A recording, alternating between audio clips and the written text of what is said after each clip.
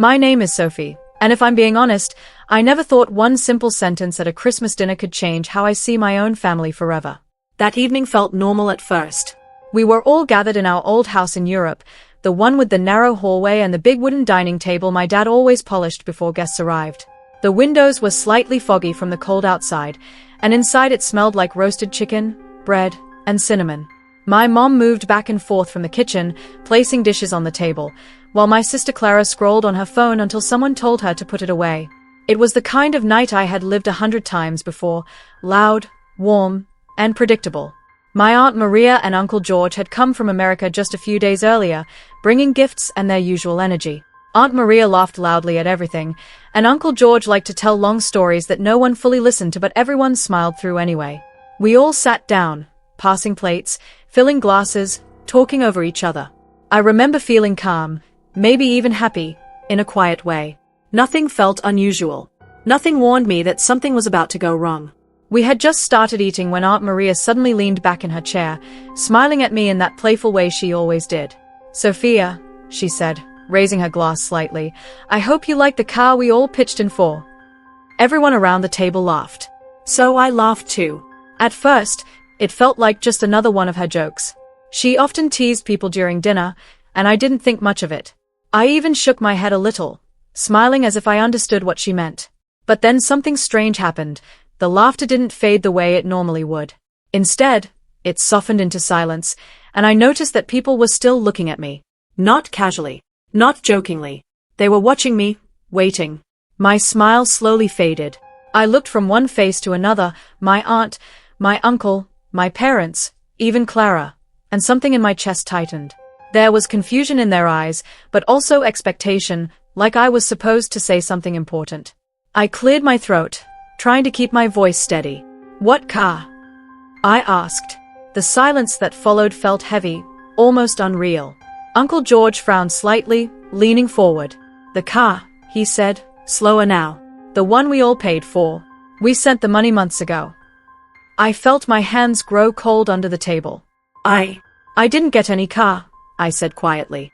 For a moment, no one spoke. My dad shifted in his seat, forcing a small laugh that didn't match the mood. "Let's not get into this now," he said quickly. It's Christmas. "Who wants more food?" But no one moved. I looked at my mom, hoping she would say something. Anything, but she avoided my eyes. That's when I knew this wasn't a misunderstanding. Something had been kept from me. Clara leaned closer to me, her voice low but sharp enough to cut through the silence. "Wait," she whispered. "They never gave it to you." And just like that, the warmth of the room disappeared, replaced by a feeling I couldn't yet name, but I knew it wasn't good. The silence after my question didn't just sit in the room, it spread, slow and heavy, like something no one knew how to stop. I could feel it pressing against my chest, making it harder to breathe. Just a few minutes ago, we were laughing, passing food, arguing over small things. Now, no one even reached for their plate. I kept my eyes on my parents. My dad was staring at the table, his fingers tapping lightly against the wood, like he was trying to think of something to say but couldn't find the words. My mom adjusted her napkin again and again, folding and unfolding it without looking up. It was such a small thing, but it told me everything. They knew. They had known this moment could come. Uncle George broke the silence first. His voice wasn't loud, but it carried weight. "We didn't joke about it," he said. "We all agreed. It was a gift for Sophia. We wanted it to be special." Aunt Maria nodded beside him, her smile completely gone now. "We even talked about the color," she added. "I remember you saying she'd like something simple, not too flashy." I looked at my dad quickly when she said that. He didn't respond. He didn't even look surprised. That hurt more than anything so far. "Dad," I said, trying to keep my voice calm, "what are they talking about?"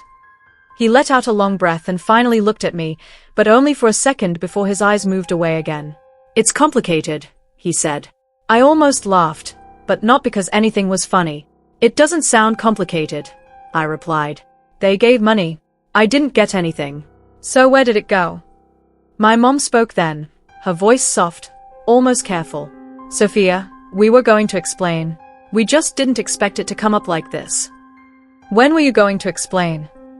I asked. "After another holiday?" "Next year." She didn't answer. Clara leaned back in her chair, crossing her arms. So you were just going to let everyone think Sophia got a car she never saw, she said. That's your plan. Clara, don't talk like that. My dad snapped, but there wasn't much strength in his voice. Then talk to us properly, she shot back. Because right now, this looks really bad. I felt something rising inside me, not just confusion anymore, but something sharper. How much money? I asked, looking at Uncle George. He didn't hesitate. Around $12,000. Maybe a little more. Everyone contributed what they could. The number made my stomach drop. That wasn't just a gift. That was trust. That was effort from people who believed they were doing something kind for me. I turned back to my parents. Did you take it? My dad rubbed his face with his hands, like he was suddenly very tired. We didn't take it, he said. We used it. For what? I asked immediately. He hesitated again, and that hesitation said more than any answer could. For things we needed, my mom finally said. Bills. Payments. We were behind on a lot. I shook my head slowly, trying to understand. So you decided to use money that wasn't yours? Money meant for me. It was for the family, my dad said quickly. You're part of this family. It helped all of us. That's not the same thing, I replied. My voice wasn't loud, but it felt stronger now. They didn't give that money to the family. They gave it to me. Aunt Maria shifted in her seat. We trusted you, she said, looking directly at my parents.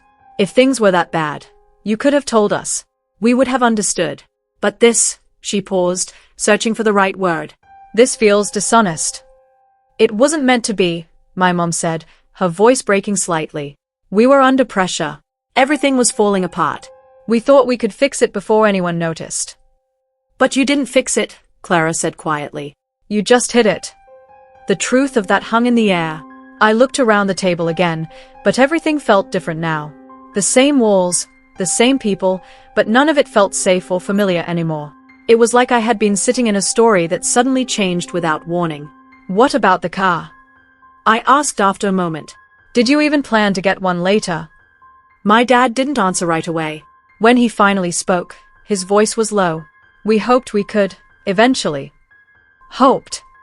I repeated. So there was no real plan. He stayed silent. I leaned back in my chair, staring at the ceiling for a second, trying to stop my thoughts from racing. It wasn't just about the car anymore. It was about being left out of something that involved me.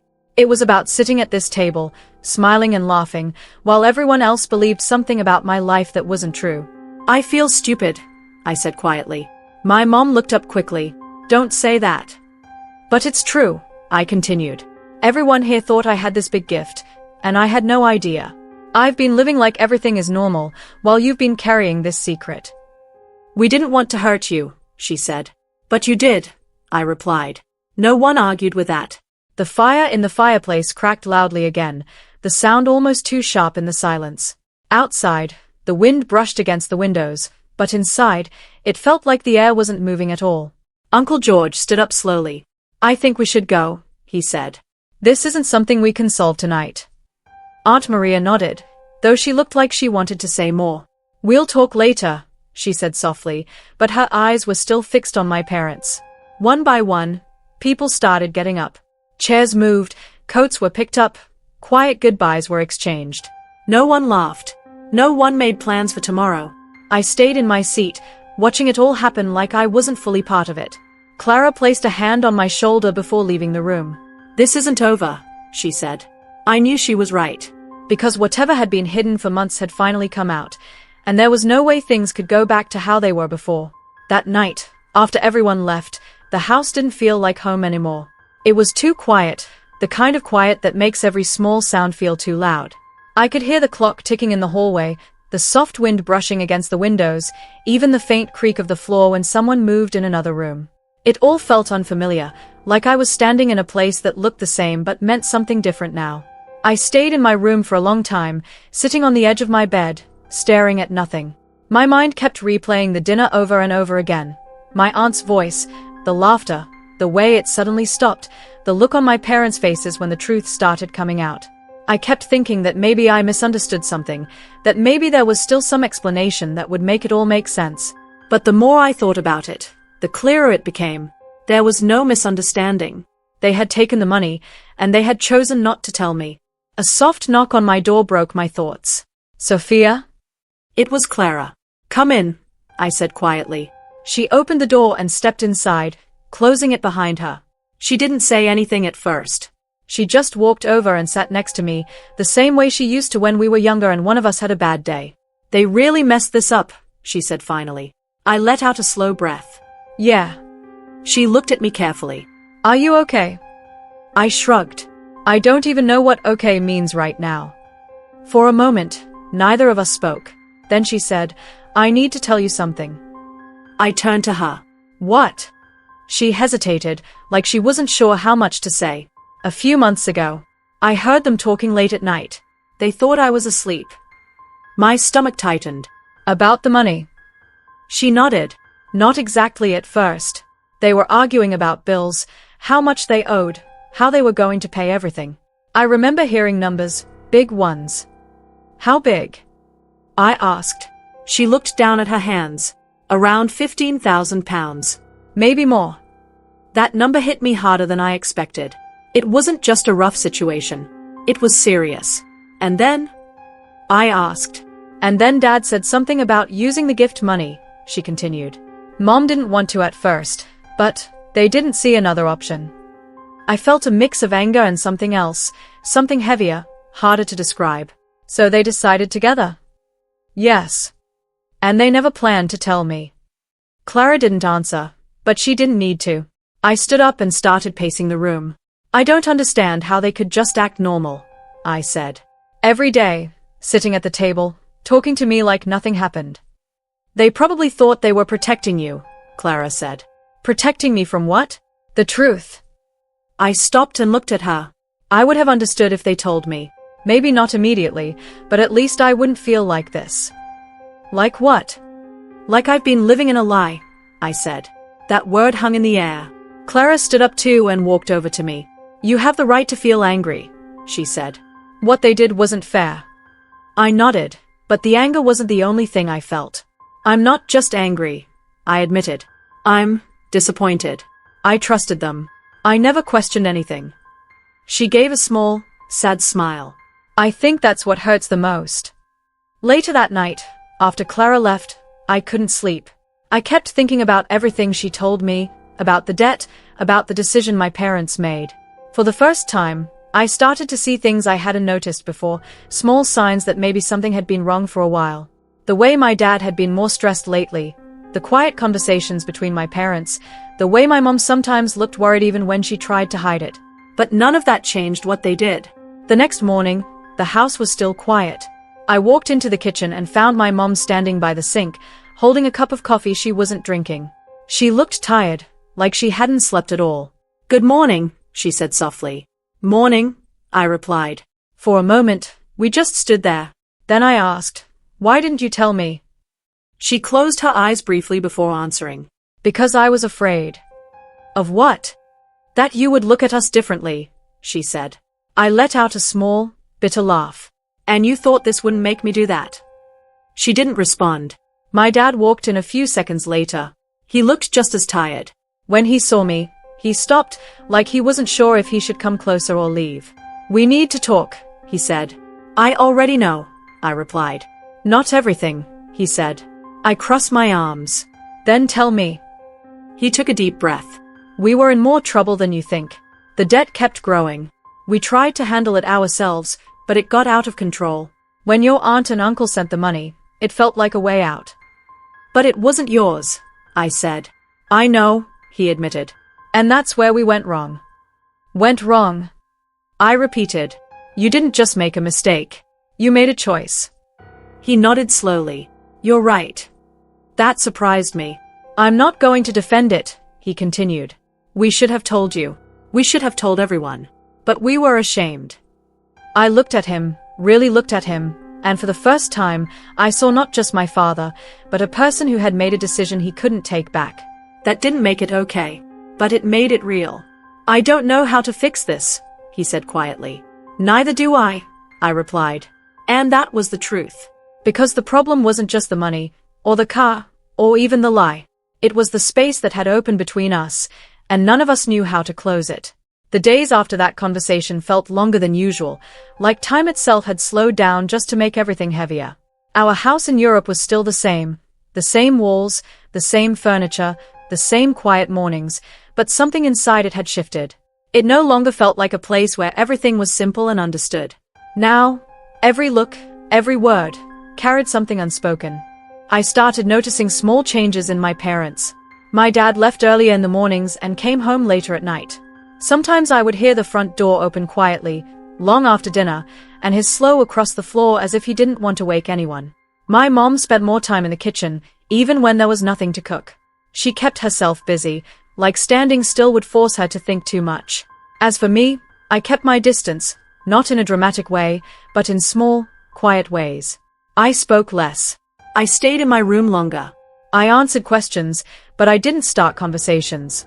It wasn't anger anymore. It was something colder, something that made me careful. Clara, on the other hand, didn't hide how she felt. One evening, while we were all sitting in the living room, she suddenly said, "So what's the plan now?" My parents looked at her, confused. "What do you mean?" my mom asked. "I mean the money," Clara said. "Are you going to tell Aunt Maria and Uncle George the truth properly? Or are we just pretending everything is fine?" My dad rubbed his forehead. "We already told them enough." "No," Clara replied. "You told them just enough to end the conversation.